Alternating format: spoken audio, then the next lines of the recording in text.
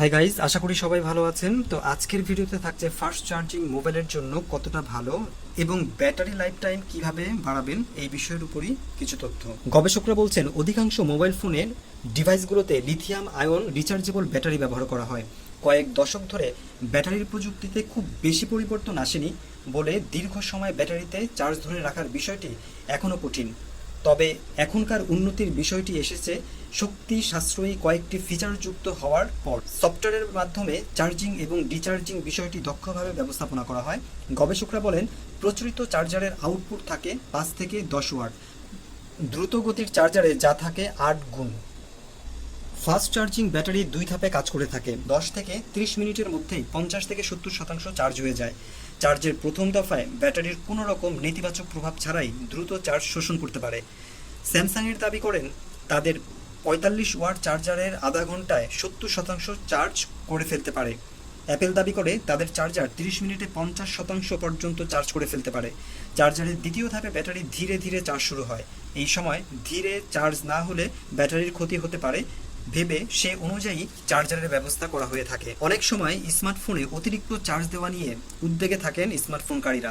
অনেকে মনে করেন দীর্ঘ সময় চার্জার ফোনে লাগানো রাখলে ব্যাটারির আয়ু কমে যায়। এছাড়া ব্যাটারির অতিরিক্ত গরম হয়ে আগুন ধরে যাওয়ার আশঙ্কা করেন।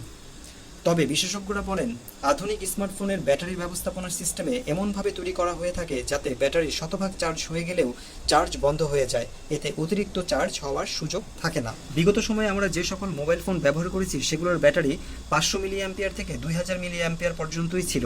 সেই সময় ওই ব্যাটারিগুলোকে 1 অ্যাম্পিয়ার দিয়ে চার্জ দেওয়া হতো। ব্যাটারি চার্জ হতে সময় লাগতো মাত্র 1 থেকে 1.5 ঘন্টা।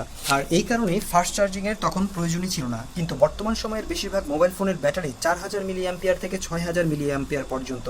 কিছু কিছু মোবাইলের ব্যাটারি আবার 7000 থেকে 10000 পর্যন্তও আছে। এখন বিষয় হচ্ছে এত বিগ সাইজের ব্যাটারিকে যদি আমরা 1 অ্যাম্পিয়ার চার্জার দিয়ে চার্জ দেই তবে চার্জ হতে সময় নিয়ে নেবে 5 থেকে 7 ঘন্টা। সুতরাং মোবাইল কোম্পানিগুলো চার্জারের ওয়াট বাড়িয়ে দিয়েছে। বিগ সাইজের অ্যাম্পিয়ার এর একটি ব্যাটারি চার্জ হতে সময় নিচ্ছে মাত্র 1 থেকে 1.5 ঘন্টা। মোবাইলের ব্যাটারির লাইফ টাইম কীভাবে এক্সটেন্ড করবেন? প্রথমত 15 থেকে 20% চার্জ থাকা অবস্থাতেই যদি আপনি চার্জ দেন আপনার ব্যাটারির লাইফ টাইম কিন্তু বাড়বে।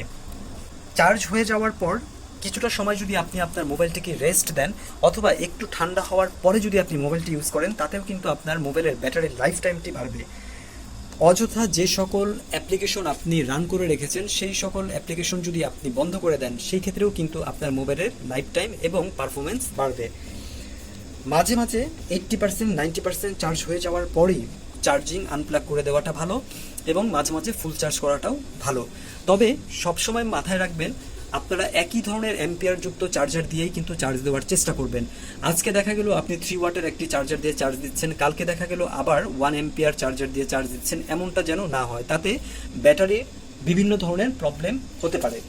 এবং মনে রাখতে হবে স্মার্টফোনের ব্যাটারির সবচেয়ে বড় শত্রু হচ্ছে অতিরিক্ত তাপমাত্রা। বেশি তাপমাত্রা স্মার্টফোনের ব্যাটারি কমতে শুরু করে। তাই সরাসরি স্মার্টফোন রোদে রাখা ঠিক নয়। 86 ডিগ্রি ফারেনহাইট তাপমাত্রার উপরে গেলেই ব্যাটারির কার্যকারিতা কমতে শুরু করে।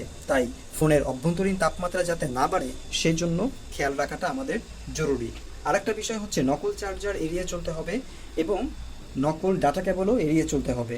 সাধারণত ব্যাটারি চার্জার বেশিক্ষণ ধরে রাখতে স্মার্টফোনের ব্রাইটনেস কমিয়ে রাখতে পারেন, ওয়াইফাই সিগন্যাল অযথা ওপেন না করে রাখতে পারেন, ব্লুটুথ সংযোগ বন্ধ করে রাখতে পারেন।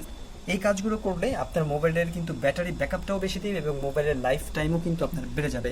তো আশা করি আপনারা বুঝতে পেরেছেন এবং আমার ভিডিওটা হয়তো আপনাদের ভালো লেগেছে। যদি ভালো লেগে থাকে অবশ্যই লাইক কমেন্ট শেয়ার করতে ভুলবেন না। সবাই ভালো থাকবেন। আল্লাহ হাফেজ।